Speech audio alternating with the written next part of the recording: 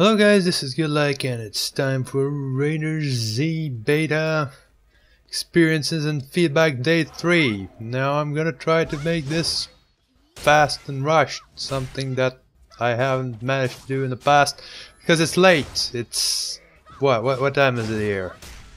1941. That is late evening, and usually when I start my videos I do them in the morning, but I couldn't do it now because it's the weekend. I had to go celebrate the birthday of my old grandma.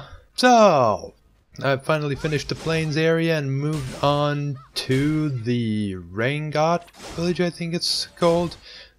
This next area basically features a lot of strange persons which we proceed to kill.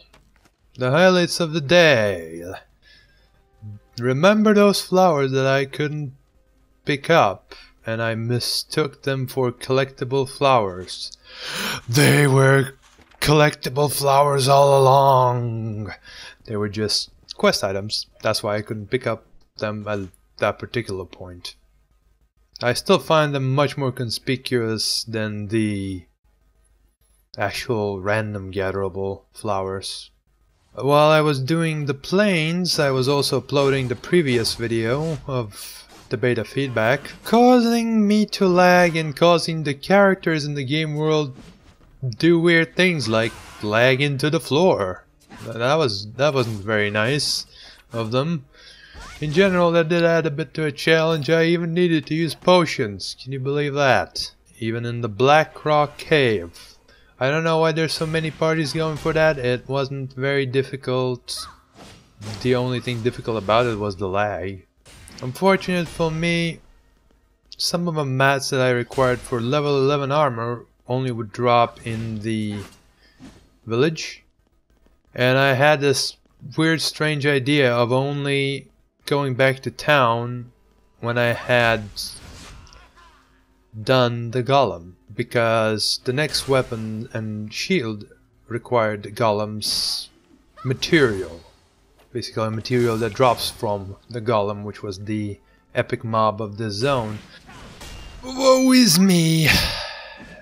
I ended up taking a considerable amount of time going through the zone in basically level 8 gear. It was interesting, to say the least. More to the point, I accidentally mixed up my recipes and ended up going for the level 14 armor instead of level 11, entirely skipping that. There goes all my effort of farming that spider. Oh well. A really cool thing about the village zone was that while I was killing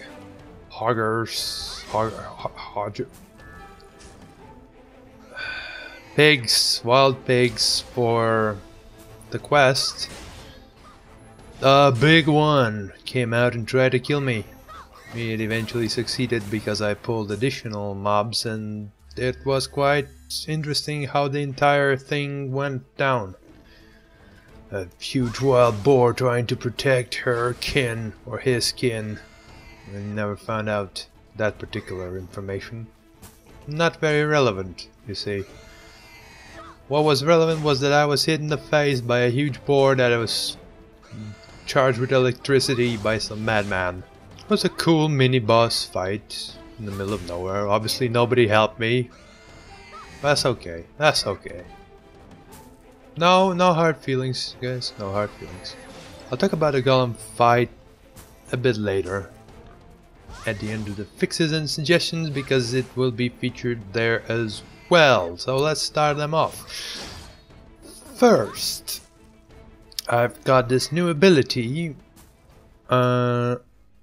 Apparently it reduces the defense of enemies that it affects, and apparently it can be simultaneously used for 3 times with other abilities. Yeah, let's start off at the start.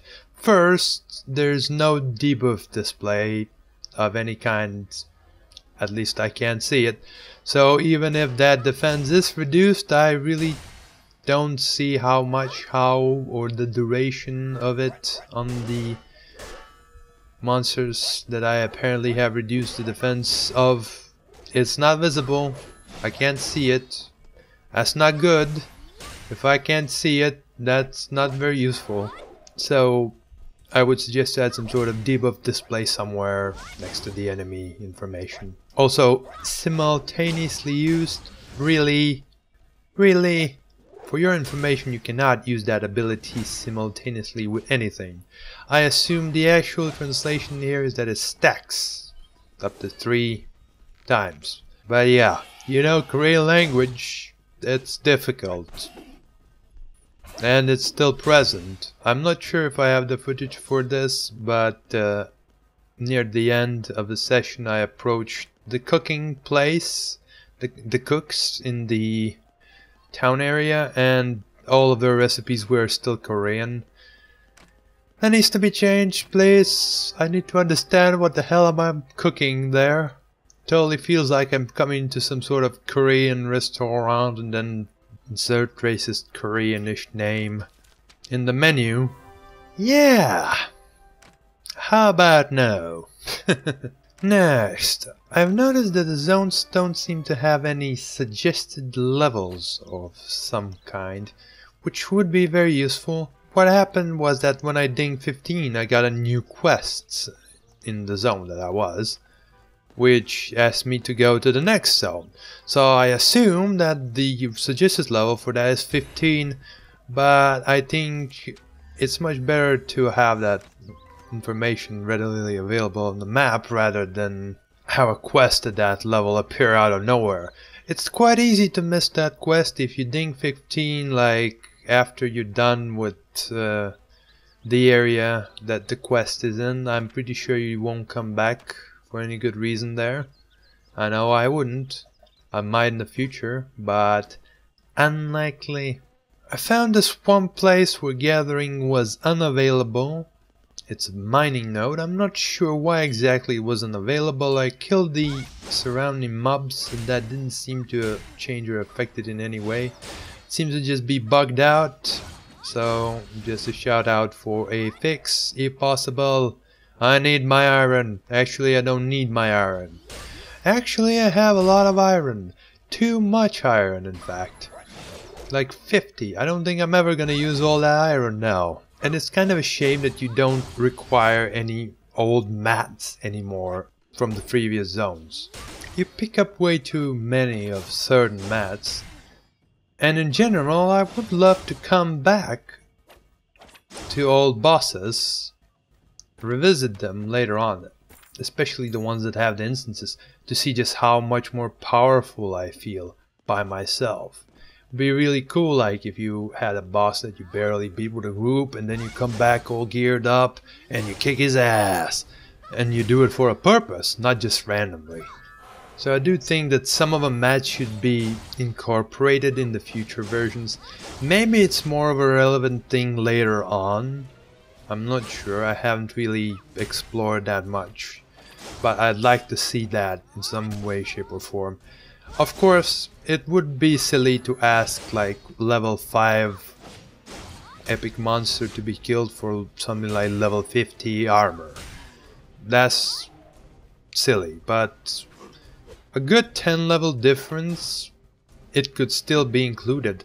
Let's say that you could craft like similar armor to the armor that you could craft right now, which would have different stats in one way or the other. And it would require less of the mats for that particular level, which would be replaced by some mats of the previous level.